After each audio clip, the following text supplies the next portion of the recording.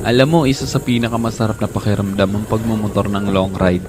Yung tipong pagsakay mo pa lang ng motor, pagpaandar ng engine, may mararamdaman ka ng kakaibang saya. Dahil kapag nagmumotor ka sa mahabang biyahe, talagang nakakawala ng stress at ma-appreciate mo pa ang ganda ng mundo. Yung tipong habang nagmumotor ka, masasabi mo na lang sa sarili mo na, wow, ang sarap palang mabuhay. Ang ganda pala ng mundo. Lalo na kapag ang patakbo mo yung chill lang, yung ini-enjoy mo lang talaga ang moment. Madami kasi tayo kanya-kanyang problema sa buhay. Pero kapag nagmomotor ka na, makakalimutan mong problema mo. Lalo na kapag maganda ang view, maganda ang kalsada, tapos hindi mo namamalayan, nagkakaroon ka na pala ng positive mindset dahil magaan ang pakiramdam mo eh.